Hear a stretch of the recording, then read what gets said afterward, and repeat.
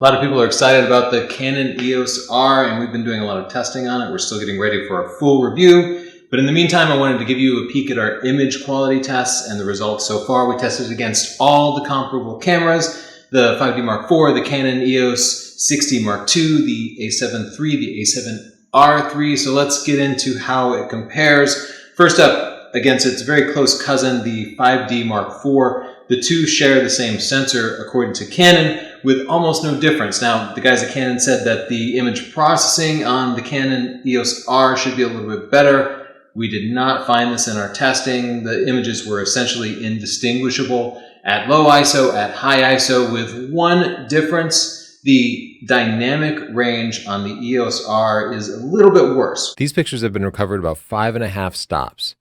Note that the color is off on both of them. They're both way too cool. But on the Canon EOS R, notice the green and magenta bands that appear throughout the image. This was pervasive on any picture that had the recovered shadows.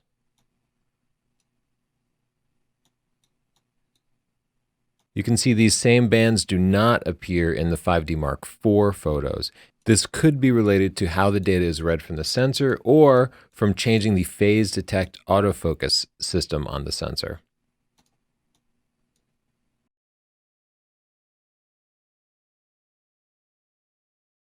Recovering an underexposed photo on the Canon EOS R at ISO 6400 also revealed the same uncomfortable picture-ruining banding. To identify the situations in which banding occurs, I took a series of photos using different settings of just a blank wall. Raising the exposure about 3 stops, you can start to see it. At 4 stops, it's quite obvious, and for 5 stops, it's really upsetting.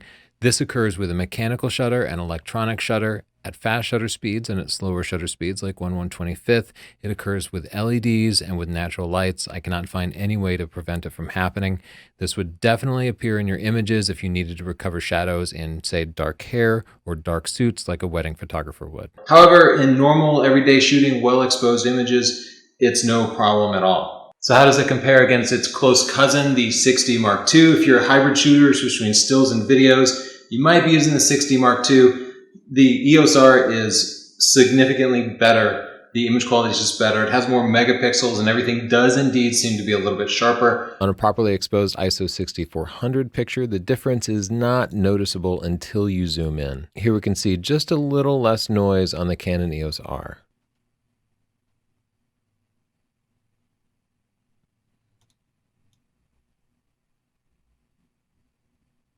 Biggest difference is with the dynamic range. If you have to recover your shadows, if you sometimes underexpose shots and you're shooting raw, if you pull those shadows up, they're going to look much better on the EOS R than they do on the 60 Mark II.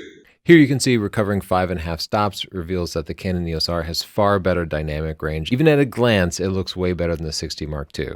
But zoom in and you can see it's cleaner, clearer, and sharper.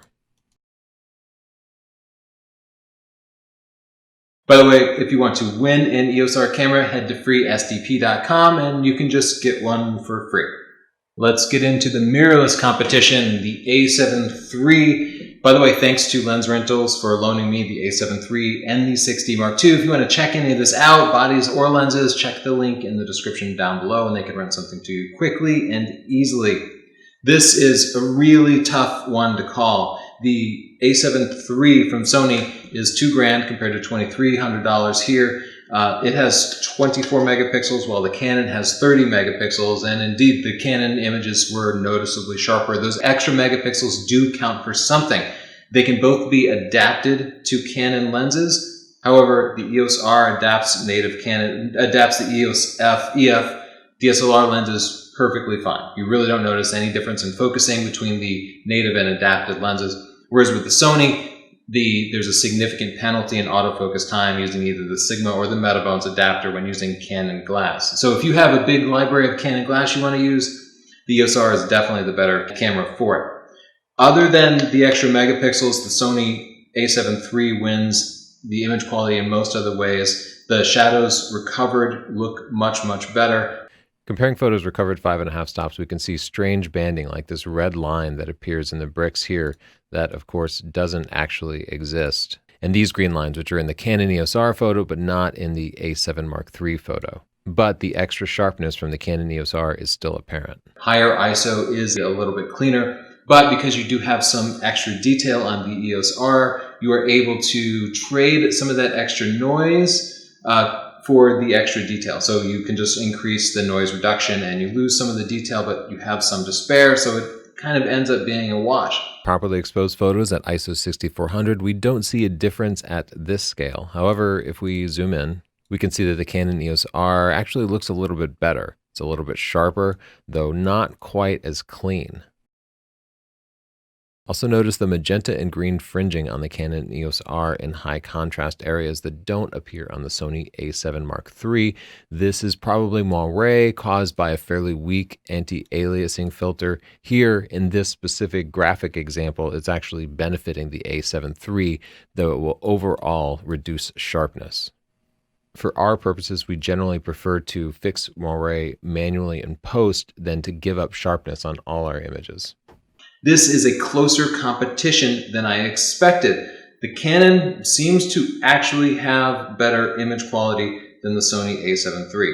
But there's another Sony, the Sony a7R III. And I know a lot of you are like, why would you dare compare that? You can't compare. I can do whatever I want. The a7R III is normally $3,000 new, which means it's more expensive than the $2,300 Canon EOS R. But because there are so few lenses for the Canon EOS R system right now, you pretty much have to buy yourself an adapter, and that means the camera now costs about $2,500, and the a7R III sells used for $2,600 regularly. So they're actually pretty close in price. The a7R III is 42 megapixels, and indeed, that blows away the 30 megapixels on the Canon EOS R. Especially for dynamic range, recovered shadows are going to look much better. At higher ISO, it looks much better. So it's sharper and pretty much better in every measurable way as far as just image quality goes. Zooming in on a properly exposed photo at the base ISO, we can see the a7R III produces both cleaner and sharper images due to the higher megapixel count. On high contrast graphic parts of the image, we can see the moire from the a7R III is pretty severe, as it is with the Canon EOS R. On a photo underexposed by 5 stops and then recovered, even without zooming in, you can see the a7R III's recovered photos are vastly better. Look at the green and magenta banding still present on the Canon EOS R.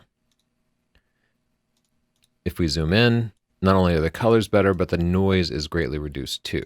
The a7R III has a stabilized sensor, and it uses that to do pixel shift, where it stacks 4 images together. That means you have to use a tripod. It means there's a little extra post-processing. It's a little bit of a pain. But if you're doing especially still life images, it dramatically increases the sharpness and pretty much eliminates noise. And that meant that those images were significantly better than anything you could get out of the Canon EOS R. We can see the Sony completely eliminates the moire, making technically perfect pictures for still life images.